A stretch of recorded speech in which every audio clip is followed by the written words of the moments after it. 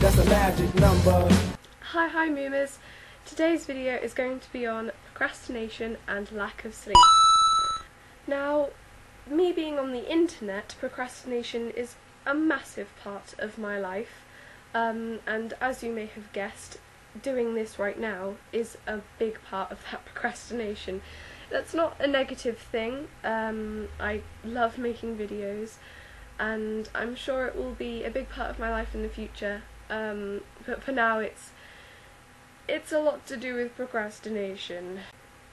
But Libby, what does procrastination have to do with lack of sleep? That's a good question, Nigel. I was just about to get onto that. Let me set the scene for you. Be warned that the following footage contains extreme cases of laziness and not doing anything. Please do not try this at home. I wake up.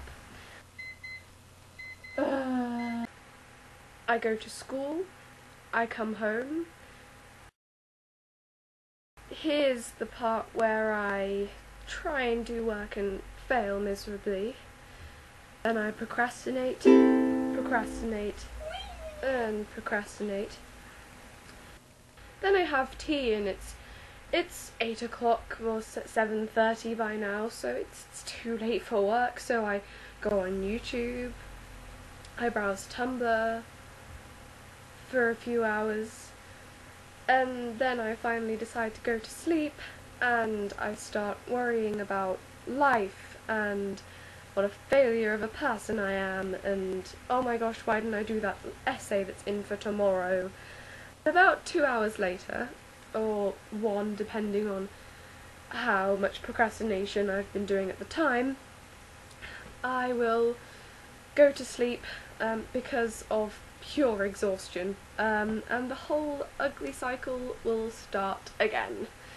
So procrastination leads to worrying, and worrying leads to lack of sleep. Now that was a part of the video where I ask you to pity me and to please say that some of you are like that, but this is the part where I hope that none of you are like that, because it's a horrible place to be in.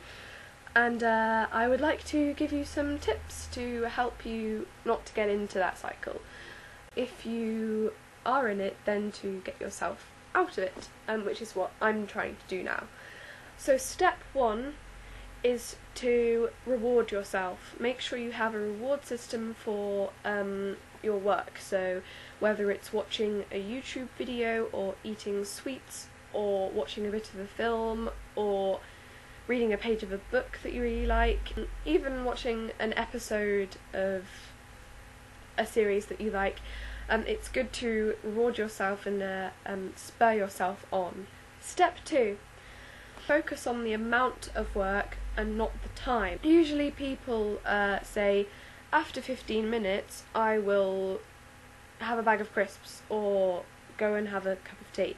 You'll just end up waiting for the reward. So what you do is you say, after a page I will go and have a cup of hot chocolate. After 2 paragraphs I will watch a YouTube video. After I learn 10 words I'm going to sleep. But a reward system and making yourself do amounts of work and not times of work, if that makes sense. Step 3 is one of the things that I came up with today, and I think it's quite a good rule. It's to make a promise to yourself. If you promise yourself to do a certain amount of work, then you're most likely to do it, because your future mind will feel incredibly guilty about not doing it. So I want you to put your pinky out like this. Make sure you can see me. Put your pinky out like this to the computer or phone or whatever you're doing, and promise me that you will do that paragraph that you need to do, or you will do the page in your art book that you need to complete, or promise me after this video you will do it. And if you made that promise and didn't do it, I'm going to hate you forever and not be your friend. And that's it, guys. That's been my video on procrastination and lack of sleep. Both are a very big part of my life, so I'm gonna go and wallow in a hole of self-pity. Make sure you comment if you use the steps to say if they did or didn't work. And yeah, thanks for watching the video, and have a nice life. Click on these and you'll be watching vids of pure imagination. Don't forget to subscribe to see more imagination.